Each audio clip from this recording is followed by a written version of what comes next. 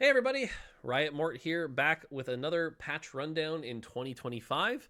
It is patch TFT 13.4, which means it's the fourth patch of set 13. Sweet, love this naming convention. Makes it easy, which means we're about halfway through the set. A little more than half because of the break, but yeah. And we're coming off of what is probably one of the best metas of all time.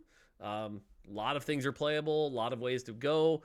If you believe TFT Academy, no S tier comp, things are good. Things are good. So the question is, what are we doing? And for what we're doing is mostly focused on quality of life things, very tiny balance increments, and then one change to traits we'll talk about. So let's dive right in and talk about the things we're doing so you can see what's going on at this point in the set. All right, first off, on the system side, speaking of quality of life here, anytime you would have a PvE round, let's say you're at Krugs or Wolves or something like that, and you're like, I'm playing an AP comp, and you drop 2 swords or 3 cloaks, you're like, yay. And it's possible from our distribution system, but we're trying to make that a little less painful. And so anytime you have a PvE round where you drop 2 of the same component, we'll also give you a Reforger. This is nice because if you drop 2 swords and you're playing Corki, you're like, sweet, 2 swords and a Reforger. Great. But if you're playing AP and you're like, 2 swords, get me out of here, you can Reforge 1 or both and try to hopefully help some of that variance just a little bit here. And so it should be a nice quality of life feature. All right, augments. This is a small change, but generally the idea here is if you want, if not if you want, but for Sentinel emblem to appear, you need at least 2 Sentinel in. The side effect of that is sometimes what'll happen is you might be playing like, I don't know, 6 Sniper, 2 Sentinel. And then you get to 4-2 and you see Sentinel emblem and you're like, I'm not taking Sentinel emblem. Very rarely would you ever take an emblem of a vertical that you only had 2 in. So we've increased that. So basically at 4-2, for an emblem to show up, you have to have more of the trait. So this should just make it so that the odds of seeing some emblem you're probably never going to take goes down. So should help with some dead choices. Anomalies. This is a nice change where when we made the change for anomalies to repeat, what would happen is your first 12 would never repeat. And then all of a sudden your 13th one could be repulsor. And then you re-roll. And then your 15th one could be repulsor. And then you re-roll. And then your 17th one could be repulsor. That's terrible. Nobody wants that. That's an awful experience. So we've increased the gap for when you could see repulsor again by 12. So if you hit repulsor on your 13th, the soonest you'll see it is the 25th. So this will increase the variety of things you see and ruin some of those low roll cases. That being said, most players you should be picking by then anyway, but this will just help the quality of life in this situation. And then finally, one more quality of life here. You can see quality is the theme here. If you ever get a Wandering Trainer with 3 emblems, or the Golem off the Ambessa encounter with 3 emblems, and you get 3 origins or 3 classes, it's pretty doomed. You get Sniper, Artillerist, Dominator, and you're like, great, what do I do? The fact that they have no connections is really painful. So in the cases where they have 3, it'll now be 1 origin, 1 class, and 1 random. In the case where you get 2, the Gold Wandering Trainer, it's still full random. You can still get 2 of the same. That's not as bad. But when it's 3, it's pretty painful. So should help make these a little less painful. If you're not an Ambessa encounter fan, this won't change your mind, but it'll at least make the low rolls much less painful. So, all right, on the trait side, not a lot, but 2 big ones to talk about here. The first one, excuse me, Experiment emblem is overperforming just a little. It's right now, if you were to tell me there's secretly an S tier, I would believe it would be Experiment emblem. It's really good. So we're going to lower the bonus health that the Experiment clones get by from 60% to 50%. So small nerf to Experiment emblem gets brought down. Should be still really good. Okay. Sorcerer and Visionary. I've talked about these changes a lot on stream, but if you haven't watched a stream and you've been, this is your first change, both of these are losing their 8-piece bonus, and their 8-piece bonus is going to the 6-piece bonus. So Sorcerer 6 is now 90 AP and spells lower targets damage by 20%. Visionary 6-piece is now spells heal allies for 18% damage. The reason we're doing this change is that we have found that vertical classes don't really work when they have like 7 units like this. It's like, I got 1 emblem. Now, 8 Sorcerer is playable on live right now. I was wrong about that. But that's because we cranked the number to way unhealthy numbers. 150 AP is wild and bonkers. That's not really okay. So we're hoping that by limiting classes to 6, like we did with Sentinels and Bruisers and stuff like that, what we see is really interesting comps being built, right? Instead of feeling like you have to go 8 Sorcerer, you can cap at 6 Sorcerer and then connect to things like Form Swapper or Black Rose or anything like that and make for more interesting comp creation. We're pretty confident in this. I've been testing it a bunch on PBE. I'm pretty happy with it. So hopefully this makes these a bit more playable and makes for comp creation. And moving forward, this will probably be something we take forward. Now, for those who are asking why not Pit Fighter, Pit Fighter is kind of actually the same thing. The only difference between Pit Fighter and Sorcerer is Pit Fighter is 6 pieces the cap, just like these. And then we threw in if you've got 2 emblems, enjoy your little special thing. But realistically, it's basically the same thing.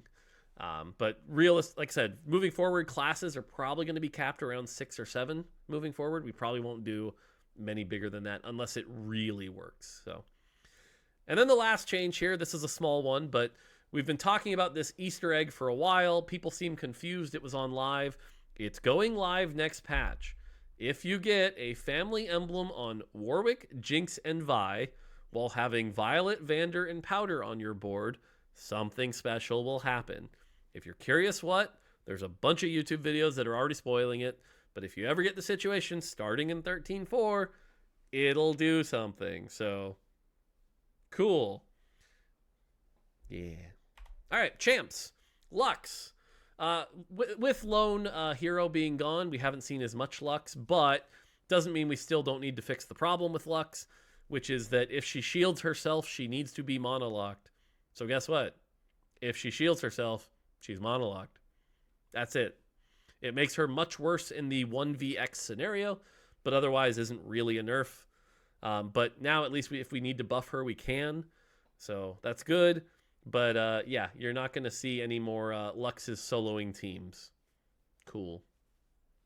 Morgana. Morgana is probably the worst 1 cost right now. You can't really play her. Certainly can't reroll her. So I want to kind of open up some options here, especially with Visionary being more playable now. I'd love to see like a 6 Visionary Morgana 3 kind of comp. So we're going to give Morgana a little love. 1-star and 2-star, very tiny buff. That's not what we're really trying to move the needle on here. It's not like 1 and 2-star Morgana are bad in the early game. But if you want to invest in Morgana, she's pretty awful, and that's where the buffs are going to come in.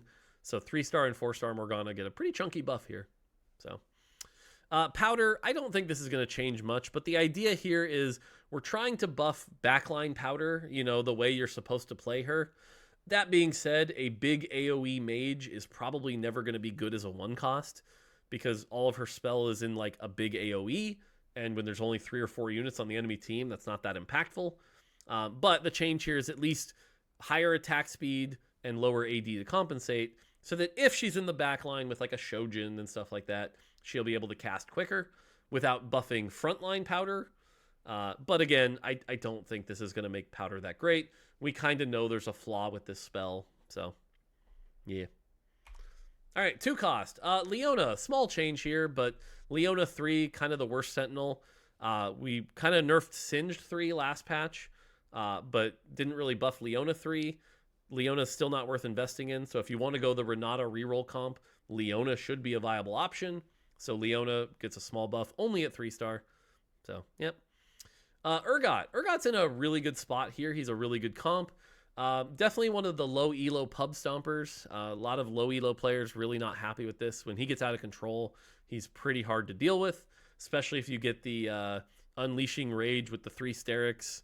That gets pretty hard to deal with. And that being said, we also didn't really design Urgot to be a frontliner. He's supposed to be kind of like a bruiser, not not a frontliner that's tanking everything.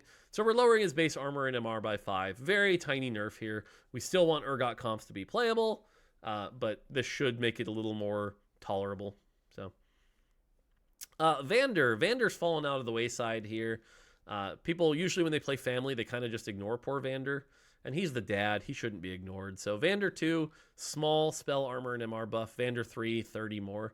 Again, not a big swing here, but if you invest in Vander, you should be rewarded. So Vander going to be a little tankier at 3-star. All right, Loris, same thing. Loris is getting pretty close, though. And as much as Loris is kind of weak, we can't really buff him too much. Although I have heard some people start to say Loris isn't weak, which, good. But, you know, we can't go too crazy here. So we're only buffing 3-star Loris. 3-star Loris' spell shield's going up 100, so he'll be a decent amount tankier. But just that. So should be a small buff to Loris. Scar. Scar 3 is great. The third number shouldn't be green. It should be white. Scar 3 is great.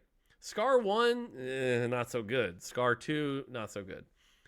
So trying to help Scar 1 and Scar 2 just a bit.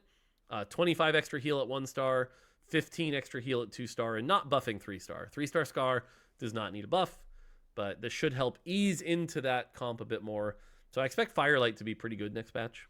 It's already pretty good, so hopefully this helps ease into its kind of really good cap. Speaking of which, Garen, yeah, if I have like minor concerns with this patch, Firelight might be one of them, which is cool to see. But Garen is just a little underperforming for where we want him to be as a tank. We're not buffing his health ratio. People are totally happy throwing Warmogs on this guy and using his emissary bonus. But his AP ratio on his shield, a little weak. If you ever end up with like a crown guard on him, it's pretty bad. So he's going to get a little bit more shield AP ratio. And remember, that's only part of his shield. The rest of his like percent health, so pretty minor. Twitch has kind of emerged as the best 4-cost in the game. Enough that he needed the littlest of nerfs. The mana reduction on him was perfect. That was good. But now what we're doing is when he's in his empowered state, the attack speed will go down from 85% to 75%. This should put him in line with the other 4-costs and not have him be quite the lead. This plus the experiment emblem should put him in line with everything else. So just, again, trying to get that balance in exactly the right spot. You do small nudges. From what I've seen, he's still good. I wouldn't worry about this. This is not a big nerf, but he does need a tiny touchdown. 5-cost. This isn't a real change, but if you've ever hit Jace 3, he's kind of the one 3-star 5-cost that loses, and he shouldn't lose. So his damage is going up by a lot. Yay, Jace 3, boom, you dead. That's kind of the idea. So yeah, Jace 3. And then 6-costs. This is a big one. So Victor was kind of, you know, when 6-cost came out, if there was one champion that made 6-cost not popular with competitive players, it was Victor. Because the utility he provided that you would throw in his comp was too good. All of a sudden you had 30% shred and sunder, you had a 2-second stun, and he was great. He required no setup. He was just amazing to throw in your comp. So clearly he had too much utility. So we are removing the fact that his Death Ray has shred and sunder. That's gone. You are not getting shred and sunder for a Victor. So he's not going to be that out. He is just the 2-second stun. That is his utility. But that being said, he does need a buff. The problem with Victor is if you put items on him, frankly, you're kind of griefing right now. You're not supposed to put items on this guy. It's pretty bad, and we don't want that to be the case. So we're lowering the percent HP damage that you got for free with 0 items, but raising his AP ratios quite a bit. He also needs the same 2-star buff that Mel and Warwick got last patch. So you can see here, Death Ray goes up from 50 to 60, but the big one here is the main spell goes up from 100 to 150 base. That is a 50% spell buff. This is a big buff to his spell. He should be worthy of investing items in now. But again, no shred sunder. That's the thing. Victor is still a 6-cost. He's supposed to be powerful. But he's, again, less of a throw in every comp now and more of a might require some investment. So I don't expect this is going to change his placements that much. He might still be the most popular 6-cost. As I've said, that 2-second stun is very valuable and it's not going anywhere. So, but hopefully this makes him a little less free utility. All right, Radiant items. Right now, Radiant items are fine. People like Radiant items. They're good.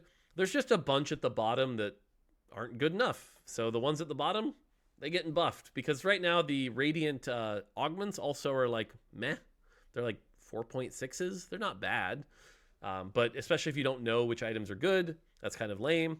So Archangel Staff gets 10 more AP, Blue Buff gets 10 more AD and AP, Deathblade gets 8% more damage amp, Infinity Edge gets 5% more AD, Jeweled Gauntlet gets 15% more AP, Rabadon's Death Cop gets 10 more AP, and Hurricane gets 15% more AD. So these Radiant items should be a bit better.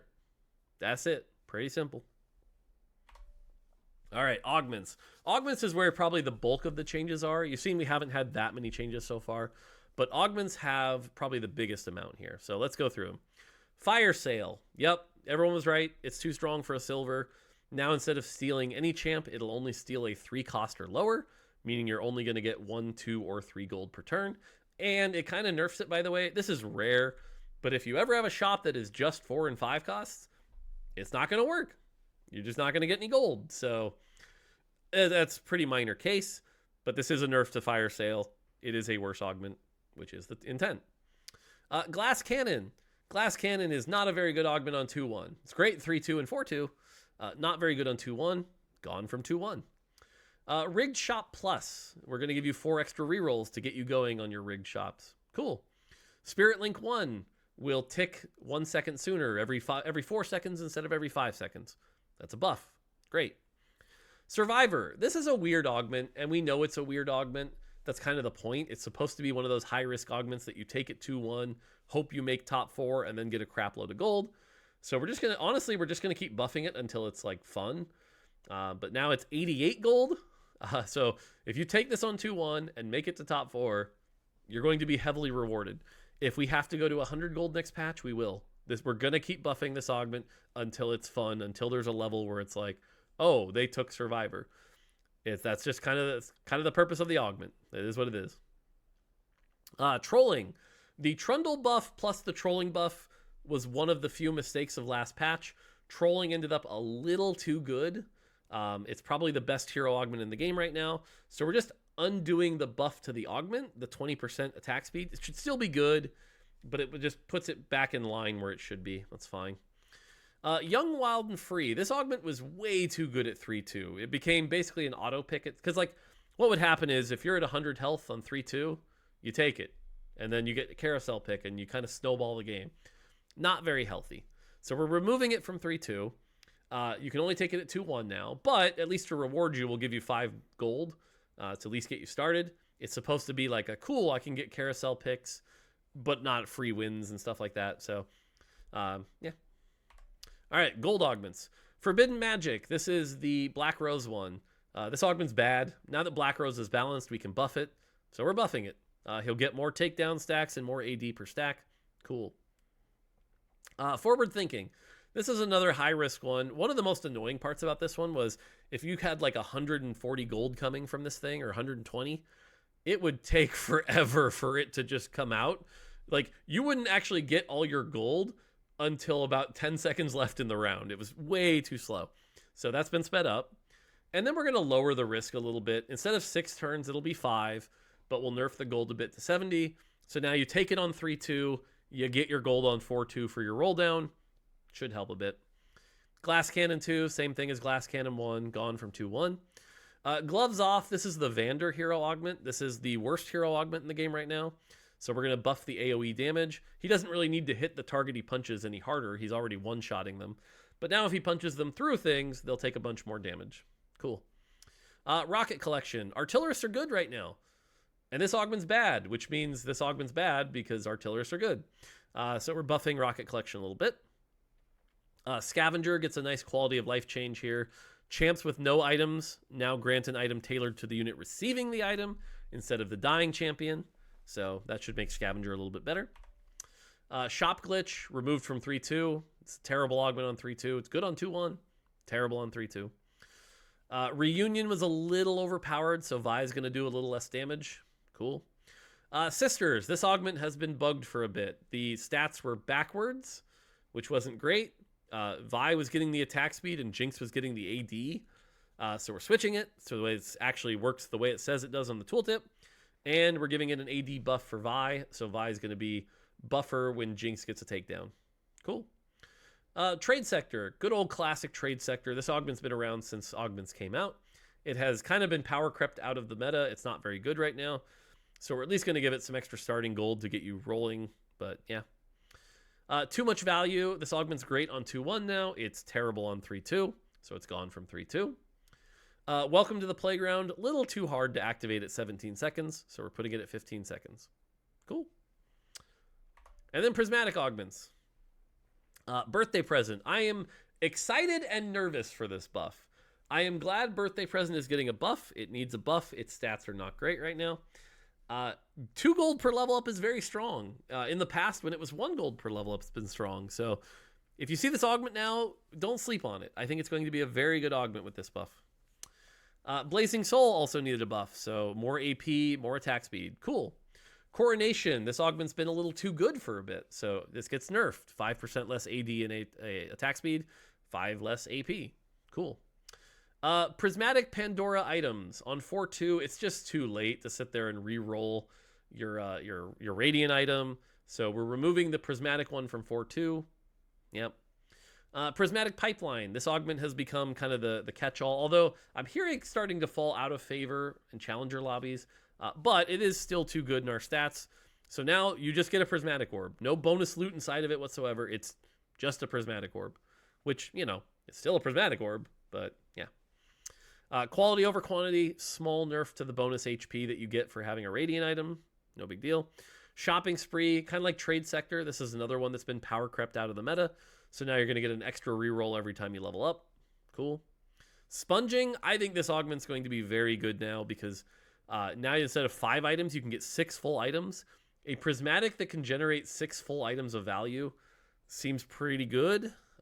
So especially if you're playing a comp that lots of people like items, I think sponging will be very good now. Tactician's Kitchen. This is another really safe pick that's always good. Small nerf to this here where you don't get the Tactician Shield for the first 3 player combats. You'll just get the random emblem.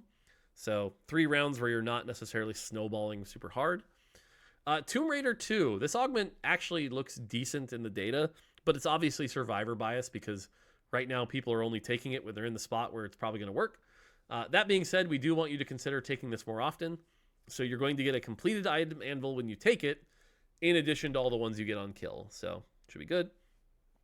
And then really what I'd call a bug fix more than anything, but the Warwick prismatic augment in double up is terrible because you do half damage. So now it's going to get reduced to 20 damage in double up, so it can actually activate. All right, we're almost there, but one more big thing to talk about. Anomalies. We are adding 9 new anomalies. There's some new toys to play with here. Yeah, it'll be fun. Some of them are cool. Some of them might be really strong. We'll see. Brutal Claws, very good for ambushers, obviously. You gain 40% critical strike, and your critical strikes deal a bleed for 40% of their damage over 3 seconds. Also good on stuff like Twitch, but definitely a good ambusher one to play with. Cultivating Magic, gain 30 AP, gain 5 more AP permanently for each 10,000 damage dealt. If you're playing something like, I played this with Frontline Powder, and we got it up to like 110 AP. If you're playing a solo AP carry, this is really, really good. Cybernetic Empowerment. Gain 8% attack speed and 2% attack speed for each component held by your team.